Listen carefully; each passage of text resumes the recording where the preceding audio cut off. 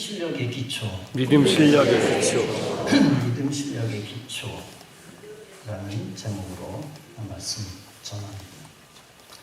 스포츠 운동을 하다 보면 매번 느끼는 것이 있습니다. 그것은 실력을 쌓아가는 것이 중요하다는 것입니다. 실력을 쌓아야 운동을 나보다 잘하는 사람과 상대할 수 있다는 것입니다. 그런데 실력을 쌓는 데 있어서 가장 큰 회방 요소가 있습니다. 그것은 외부에 있지 않고 내 안에 있습니다. 다름 아니라 처음 잘못 길들여진 악한 습관입니다. 처음에는 악한 습관이 문제가 되리라고 느끼지 못합니다. 무엇을 시작할 때 처음 3년간 이 악한 습관을, 잘못된 습관을 가지고도 어느 정도 잘 버팁니다. 악한 습관을 가지고 있는 상태에서 여전히 새로운 기술들을 익힙니다. 이 새로운 기술 때문에 실력이 어느 정도 조금씩 뜹니다. 그러다 몇 년 후에는 더 이상 실력이 올라가지 않는 것을 발견하게 됩니다. 연습을 많이 해도 약간밖에 실력이 올라가질 않습니다. 즉, 나보다 더 잘하는 사람을 넘어설 수 없습니다. 그러다 보면 슬럼프에 빠지기도 합니다. 그때부터 나보다 왕왕 더 못하는 사람에게도 패배합니다. 같은 말의 반복이지만 원인은 악한 습관을 못 고치기 때문입니다. 그러면 악한 습관을 없애면 된다라고 쉽게 생각합니다. 그러나 이 악한 습관이 끊임없이 튀어나와 나를 괴롭힙니다. 생각을 단단히 먹고 의식할 때만 겨우 악한 습관이 순간 진압됩니다. 그러다 조금만 생각을 멈추면 여전히 악한 습관이 또 나옵니다. 그것 때문에 새로 연마한 기술도 번번이 수포로 돌아갑니다. 어떤 면에서 뿌리 깊은 악순환입니다. 이 악순환의 고리를 끊는 유일한 방법이 있습니다. 그것은 정상적인 기술을, 기초적인 기술을 무한 다시 반복하며 연습하는 것입니다. 그러면 어느 정도 효과를 봅니다. 악습은 진압이 되고 정상적인 기초 기술이 효과를 봅니다. 더 나아가 새롭게 익힌 기술도 그때 비로소 효과를 봅니다. 그러면 나보다 강한 보수를 향하여 한 걸음 더 나아갈 수 있습니다. 그때 비로소 실력이 올라갔다 라고 말할 수 있습니다. 이처럼 실력 향상을 위해서 끊임없이 기초, 즉 기본으로 다시 돌아가야 합니다.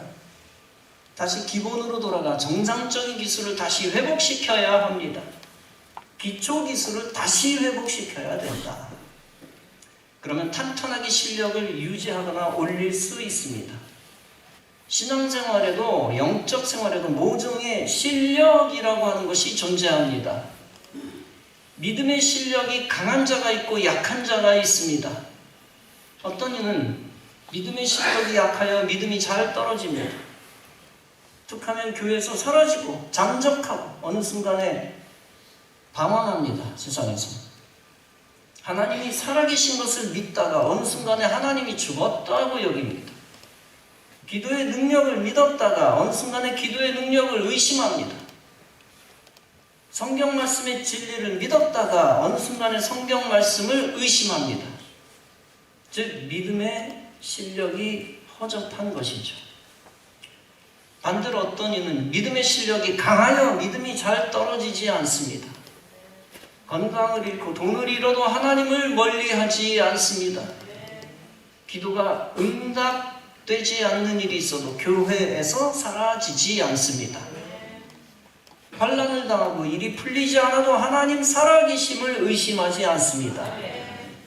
성경 말씀이 현실에 안 맞는 것 같아도 성경 말씀을 의심하지 않습니다. 즉 믿음의 실력이 뛰어납니다. 그 실력 차이는 어디서 오는 것일까요? 다름 아니라 믿음 실력의 기초가 있느냐 없느냐의 차이입니다. 그렇다면 그 믿음 실력의 기초는 무엇일까요? 그 실력의 기초는 크게 두 가지입니다. 첫째 주일 예배입니다. 특히 주일에 인간이 하나님께 예배드리며 하나님을 만나는 것입니다. 즉 피조물이 하나님의 품에 거하여 안식일을 지키는 것입니다. 모든 한 주간의 시간 중에 가장 중요한 시간을 지키는 것입니다. 그 안식일은 예수님이 부활하신 후 주의 날, 즉 주일이 되었습니다. 따라서 믿음 실력의 기본은 주일을 지키는 것입니다. 아멘. 주일에 성전에서 가장 중요한 예배를 지키며 하나님을 만납니다. 주일에 예배를 드리며 안식계명을 지키는 것입니다. 즉 주일을 성수하는 것입니다. 이처럼 주일을 성수하는 것에는 안식계명이 포함되어 있습니다.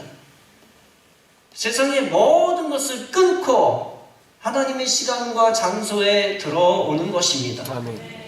세상의 일을 멈추고 거룩한 성전에서 주일의 예배를 드리는 것입니다. 아멘. 이 주일 성수는 믿음 실력의 기초이며 영적 생명의 절대 조건입니다. 아멘. 주일 성수는 인간이 세상이라는 장소에서 완전히 떠나는 것입니다. 그리고 영적 안식의 장소인 성소에 오는 것입니다. 주일 성수는 인간이 세상 시간에서 완전히 떠나 하나님 시간으로 온전히 들어오는 것입니다. 세상과는 완전한 단절, 세상과의 완전한 단절, 그것이 주일 성수입니다.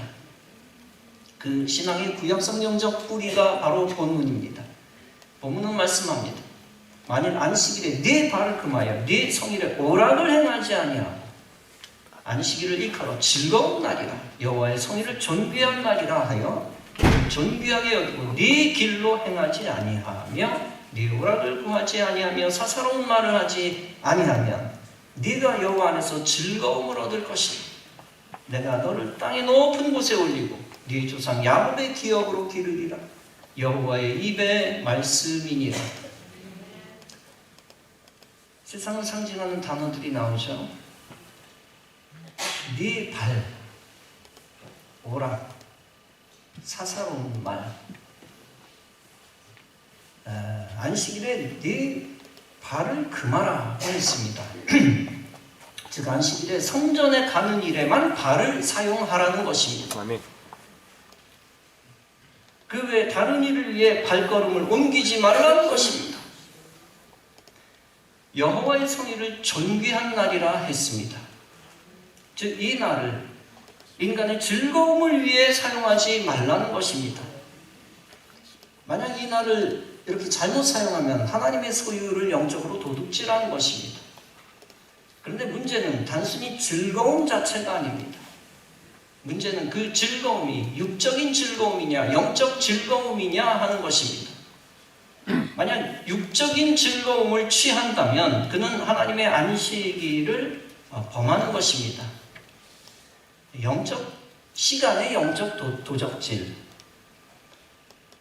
일단 하나님의 시간을 떠나 있으면 육신의 즐거움에 속하게 됩니다. 즉 주일에 예배 시간을 떠나 있으면 세상 즐거움을 추구하는 것입니다.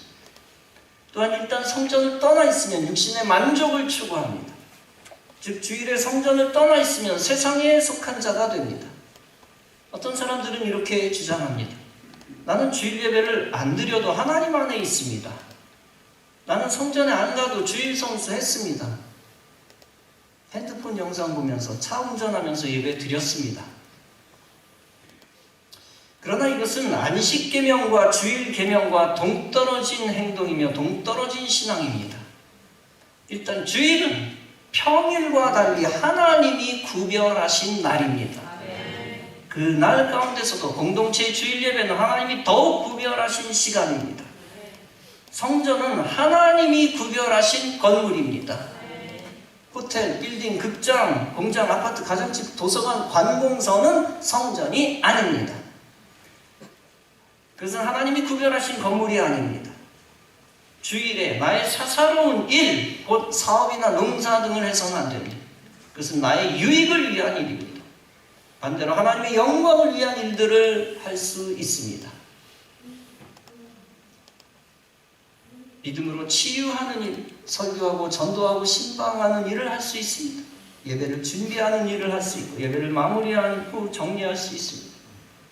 하나님이 구별하신 주일을 성수하는 것이 하나님을 귀하게 여기는 것입니다. 미국 제12대 대통령으로 선출된 자카리 테일러 장군이 있었습니다. 그는 헌법에 의해 1849년 3월 4일 대통령에 취임하게 되었습니다.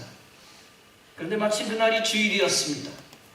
신앙이 독실한 테일러 장군은 이날의 취임을 거부했습니다. 많은 사람들이 그에게 이렇게 말하며 설득하고 간청했습니다. 이날은 국가적인 행사이므로 어쩔 수 없지 않습니까? 그러나 아무도 그를 설득할 수 없었습니다. 그렇다면 전임 대통령이 하루만 더 통치해도 될까요? 헌법은 임기가 만료된 대통령이 하루 더 통치하는 것을 인정하지 않습니다. 따라서 국가원수의 자리에 공백이 생기게 되었습니다. 그 주일 12시부터 월요일 12시까지 24시간입니다. 그동안 자리를 메울 임시 대통령을 상원에서 선출해야 했습니다. 상원은 상원의장인 에치슨을 임시 대통령으로 선출했습니다. 그러나 에치슨은 그로서의 신앙적 금도를 발휘합니다. 어떤 이유로도 깨우지 말라고 주위 사람들에게 당부해 놓습니다. 그렇게 하면 그는 토요일 저녁부터 잠자리에 들었습니다. 그리고 그는 월요일까지 그의 임기 24시간을 모두 잠으로 채워버렸습니다.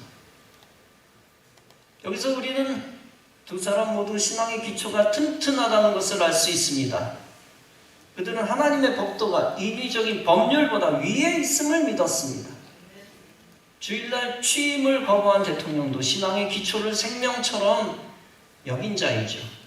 동시에 24시간 임시로 국가원수가 된 자도 믿음의 실력을 보여주었습니다. 주일에 의도적으로 아무런 권한도 행사하지 아니한 믿음의 실력입니다. 이렇게 그들은 주일 성수하여 믿음 실력의 기본을 더욱 다졌습니다. 그 거룩한 기본기를 통하여 그들은 나라의 실력까지 높이 올렸습니다. 이들은 알게 모르게 미국의 신앙 전통의 명맥을 유지한 믿음의 조상입니다. 이들은 미국 국민들의 신앙과 도의심과 준법 정신에 영향을 주었습니다. 이런 사람들이 있었기에 그래도 미국은 여전히 세계 최강의 나라로 남아 있습니다. 또한 이런 자들이 영적 실력을 따르는 자들이 있기에 나라가 발전했습니다. 이처럼 하나님의 시간과 장소를 귀히 여기는 자를 하나님도 책임지십니다. 그를 존귀하게 하시고 그를 통하여 하나님 나라와 기독교 국가를 세우십니다. 주일 성수 신앙은 믿음 실력의 기초이자 신앙생활에서 가장 중요한 것입니다. 주일 성수하지 않는 그리스도인은 하나님과 가까워질 수 없습니다. 그리고 믿음을 키울 수도 없고 하나님의 보호하심에서 멀어집니다. 나는 왜 믿음이 좀처럼 자라지 않을까? 라고 생각하는 분들 가운데 여럿이 주일 성수에 대한 가치를 인정하지 않기 때문입니다. 기초입니다. 기본입니다. 반대로 주일 성수하는 그리스도인은 하나님의 품에 들어갑니다. 믿음이 올라가며 하나님의 보호하심과 안식 속에 거하게 됩니다. 주일 성수는 영원한 안식의 터, 즉 천국을 향한 예비 안식입니다. 천국의 시간을 미리 경험하는 가장 최초의 시간입니다. 주일 성수하여 천국 백성임을 증거하며 살아가시기를 간절히 바랍니다. 둘째, 믿음 실력의 기초가 되는 것은 11조 신앙입니다. 아까는 거룩한 시간, 구별된 시간의 기본을 말씀드렸고 이번에는 거룩한 구별된 물질의 기본을 말씀드리는 겁니다. 말라기 3장은 말씀합니다. 온전한 11조를 창고에 들여 나의 집에 양식이 있게 하라. 그것으로 나를 시험하라. 내가 하늘 문을 열고 너에게 복을 쌓을 곳이 없도록 붙지 아니하나 보라. 즉 11조로 나를 시험하여 보라. 그러면 내가 하늘 문을 열고 엄청난 축복의 열매를 주시겠다는 것입니다. 11조로 하나님을 시험해 본다는 것이 무엇입니까? 하나님께 소유의 10분의 1을 드려 물질적 복이 임함을 확인하라는 것입니다. 그런데 기독교인들조차 이 11조에 대한 것을 많이 오해합니다. 어떤 오해들이 있습니까? 11조는 돈이며 하나님께 드리는 회비다 라는 오해입니다. 그런 오해를 가지고 있으면 반드시 시험 들고 비판합니다. 요즘 인터넷에서 11조 하지 말라고 인본주의자들이 떠들고 다닙니다. 거기서가 많은 기독교인들이 믿음을 버리고 복을 찾아버립니다. 그런데 11조는 돈이 아니라 믿음의 증표입니다. 11조는 믿음의 고백이며 믿음의 표현입니다. 즉 모든 물질의 복이 하나님에게서 나왔다는 고백과 믿음입니다. 10개 모두가 하나님의 것이라는 것을 인정하는 믿음입니다. 단지 하나님의 명령에 따라 그중 하나를 돌려드립니다 라는 선언이며 신앙 고백이며 행위입니다. 물질 주권이 나에게 있지 않고 하나님께 있다는 신앙 고백입니다. 10분의 1이라고 하는 것이 가는 성경적 의미가 있습니다. 그것은 하나님이 믿음의 행위를, 그 표본을 가지고 믿음의 행위를 보신다는 것입니다. 그 사람의 신앙이 11조를 할 수 있는 신앙이냐를 보는 조건입니다. 결코 하나님이 11조 자체에 욕심내시는 것이 아닌 것입니다. 하나님은 이미 만물을 소유하신 분입니다. 더 가지시거나 더 빼앗기시거나 하실 일이 없습니다. 하나님은 모든 우주 만물의 주인이십니다. 하나님이 배가 고파서 제사를 받으시는 것이 아닙니다. 하나님이 돈이 없어서 돈 달라고 하시는 것이 아닙니다. 그렇다면 왜 하나님이 우리에게 하필이면 돈을 명령하셨습니까? 하나님은 인간들이 가장 욕심내는 부분에 대해 시험해 보십니다. 그것을 통해 하나님은 인간이 하나님의 절대 주권을 인정하는지 확인하십니다. 11조에 대한 오해 가운데 11조는 지나간 명령이라는 오해가 있습니다. 11조는 구약의 율법이고 신약시대 이후에는 효력이 없다는 것입니다. 그러나 11조는 영원한 명령입니다. 모세의 율법 이전, 구약시대 신약시대를 관통하는 하나님의 영원한 명령입니다. 모세 이전부터 비롯된 영원한 명령이다. 이미 모세를 초월한 하나님의 계명입니다. 모세 때문에 생긴 계명이 아니라 모세를 초월한 주님의 계명이다.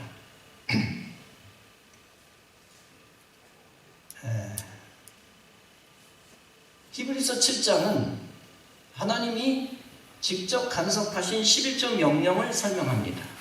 레위 족보에 들지 아니한 멜기세덱은 아브라함에게서 10분의 1을 취하고 그 약속 얻은 자를 위하여 복을 빌었나니, 창세기 24장도 하나님과의 친밀한 관계의 증거 11조의 모형을 보여줍니다.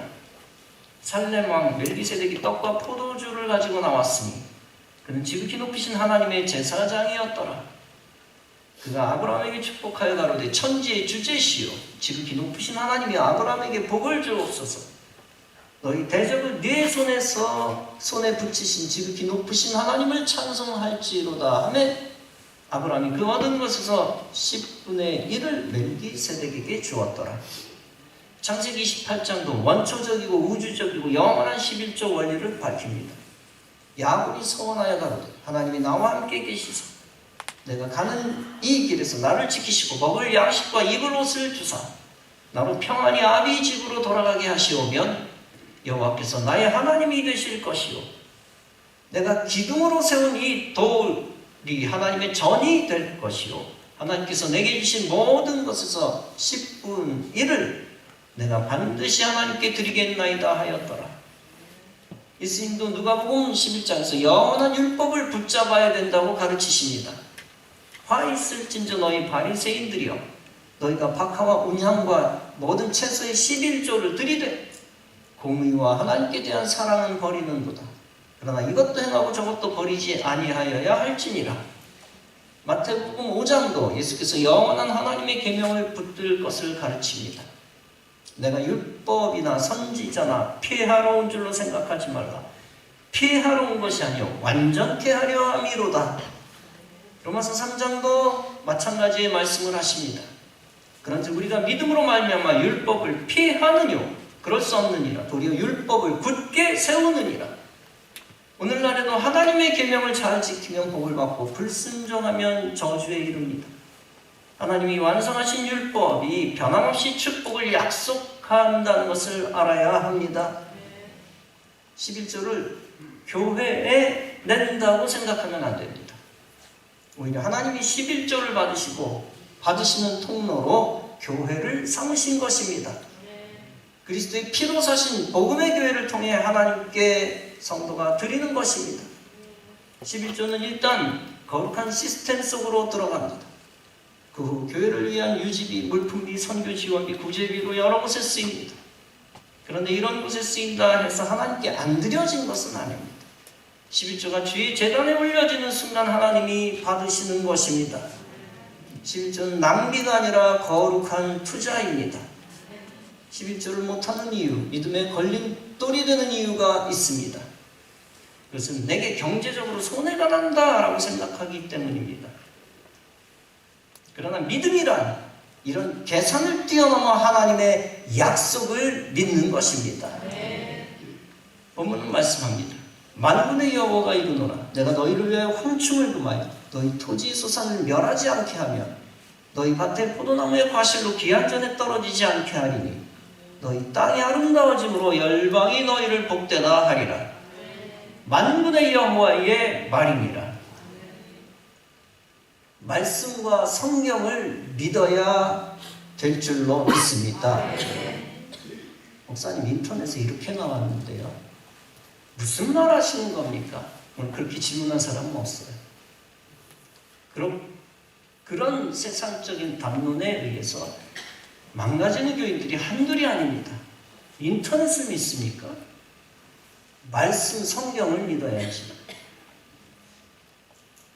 창업한 미국의 하이드 사장은 되는 일이 없었습니다. 자기가 일을 하면 다 파산이었습니다. 그래서 한동안 바쁘다는 핑계로 교회를 멀리했습니다.